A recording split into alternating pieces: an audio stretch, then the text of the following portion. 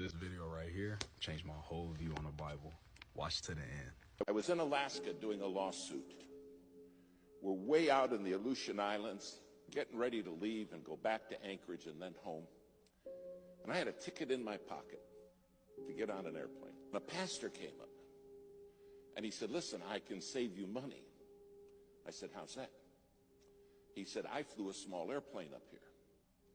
And I fly a small airplane, and I can take you in my little airplane, and you can save your ticket." And this did not sound, I said, "Gee, thank you so very, very much. But I've got this ticket. We'll just make our way on home, me and this other lawyer with me."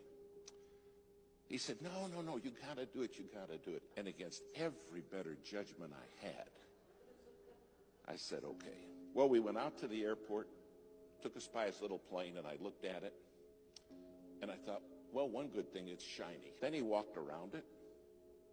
We got in. He's on the left front. I'm on the right front. The other lawyer's sitting right behind me. And he started it up. And it started up just fine. Well, we taxied out. I said, "Should we pray?" He said, "Yeah, that's a good idea. We normally don't." I said, "Well, this time we're going to." And I'm telling you, I prayed 5-8 minutes. I prayed a long time. We went and got on the runway. He starts down the runway. The plane lifted off ever so gently, and we start climbing. And it's wonderful. Not a problem in the world. We started climbing, and we flew probably 3-4 minutes. And something happened that will never leave my mind. The pilot turned to me, and he said, "We're going in the clouds, and I can't fly in clouds. They make me pass out." I said, "Clouds make you do what?" Now, it's been cloudy all day. And we go right up into the clouds, and you can't see anything.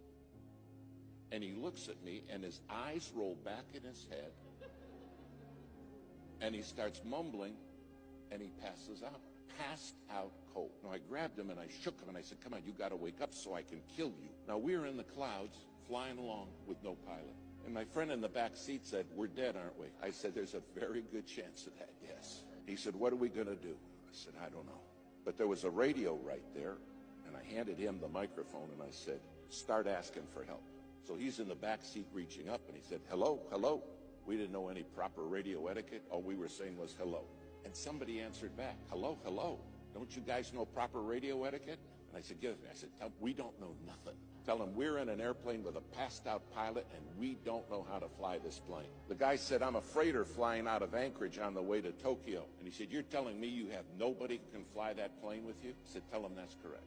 Now, you got to understand, I am sweating bullets. He said, "The first thing I'm going to do is start circling so I don't lose you, because I'll fly out of range of your radio and you won't have me anymore." And he said, "I'm going to get Anchorage Emergency for you. And Anchorage Emergency will be the people that can maybe help you. Try to save your life."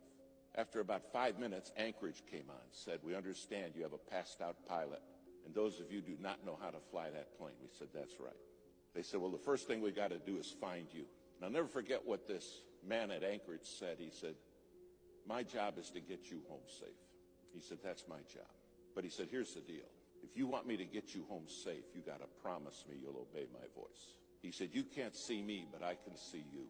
And he said, "If you're not going to obey my voice, you're going to die." When you can't see anything, you have no idea how disorientated you become.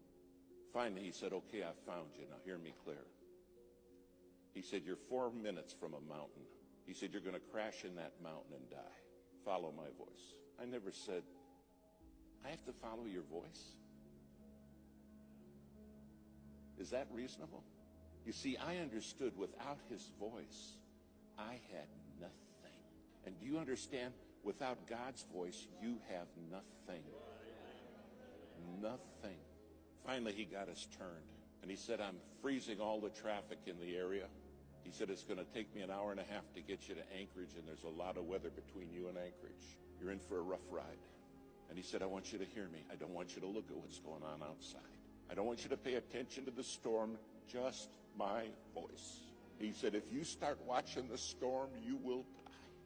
But I'll take you through it." Now, because they cleared all the traffic, several pilots, those nighttime freighters, those 747s, started talking to us. They said, "We're praying for you, men. You're going to make it. But listen to the voice. That's the key. They said, trust the voice. Do you realize your head is full of voices? And everybody in this world wants to talk to you. And everybody wants to be the controlling voice. And God says, I want you to be a living sacrifice. I want you to put yourself on the altar and let my voice be your voice. Finally, we went through the worst of the weather, but there was still more.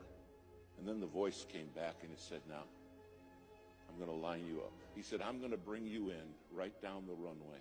And at the foot of the runway are some lights, and they're in the form of a cross.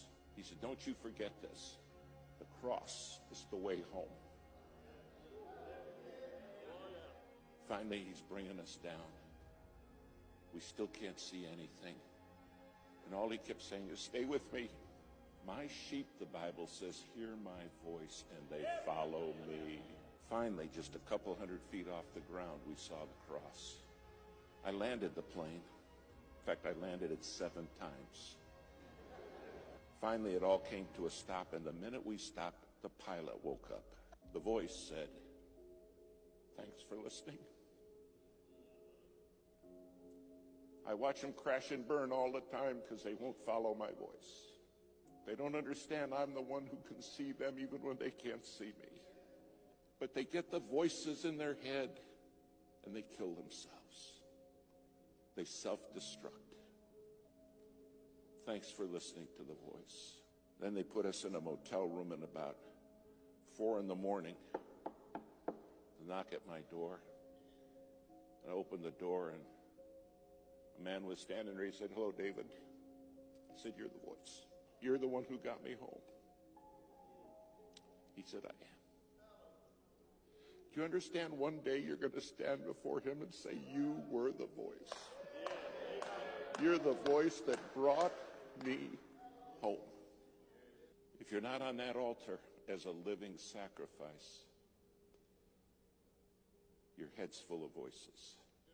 And then we wonder why kids crash and burn. We wonder why marriages are shattered. And the Lord's saying, I'm the one who has the voice. All I can remember is that voice saying, stay with me. Stay with me. Don't listen to what's going on in your head and don't watch the storm. Stay with me.